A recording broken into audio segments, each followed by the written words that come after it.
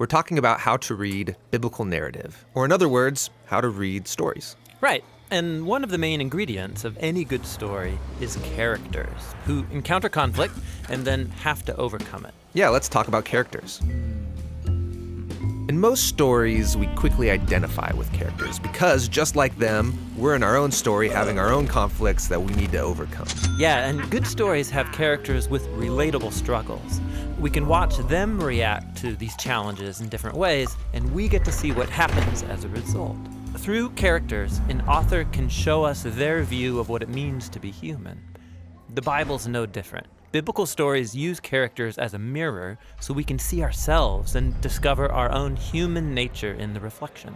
The thing about characters in the Bible is that they can be hard to relate to. I mean, often there's very little detail given about them. Yeah, biblical authors develop characters differently than modern narratives. They prefer to communicate a lot through minimal detail. For example, we rarely hear what people look like in the Bible, but when we do, it's crucially important for the story. Like we're told that Saul is tall and David was kind of a runt. And these become images of their moral character. Saul's height matches his love of status and power to impose authority, while David humbly accepts his low status and allows God to exalt and deliver him. So people's physical appearances are symbolic. Yeah, very often. Like Esau's hairy body fits his animal-like behavior, and Jacob's smooth skin matches his deceptive, slippery nature. What other clues do we get about biblical characters? Well, often people's names symbolize their role in the story. Abraham in Hebrew sounds like father of a multitude. Jacob means deceiver. Ruth means refreshment.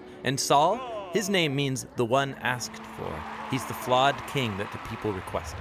So by packing all this meaning with very little detail, biblical stories can do a lot in a little space. And they even leave out things that modern readers want to know about these characters. Like they rarely come out and tell us people's thoughts or motives. Right, like when Moses saw an Egyptian beating an Israelite, he kills him on the spot. But why? Was this righteous anger, or did he just lose his cool? And was it okay with God that he did it? Yeah, we're not told. Because biblical authors usually avoid giving moral commentary. They would rather have a character's words and actions reveal their motives and then leave us to judge their behavior by seeing the consequences. So in the case of Moses, this murders the beginning of a pattern of his anger getting the best of him with bad results. This choice forces him to run and hide in the desert for 40 years. So it was a bad thing. But he does meet his wife out there, so it's a good thing? Exactly. It forces you to ponder. Through all these techniques, the biblical narrators keep their stories compact, memorable, but also engaging. But seriously, was Moses being good or bad? Right? Like in classic stories, there's always a good guy and a bad guy, some admirable hero who faces off against some horrible villain. Sure, and simplified characters like that are helpful for teaching children there's such a thing as good and evil. But the Bible's not a children's book. Its characters are very complex, a mixed bag of good and evil, just like us. There's hardly any flawless characters in the Bible. What about heroes of the faith, like Abraham or King David? So you mean Abraham, who used an Egyptian slave for sex and then lied about his wife 2 times to save his own neck? And David, the man after God's own heart, who sleeps with another man's wife and then murders him? These stories are anything but simplistic. They offer us realistic portraits of compromised people like ourselves. The real surprise is that God keeps working with them despite their failures. So, just because a person's called by God or wins a battle, becomes successful or wealthy, it doesn't mean the biblical author wants me to act like them. Right. It would actually be really dangerous to imitate most biblical characters. True.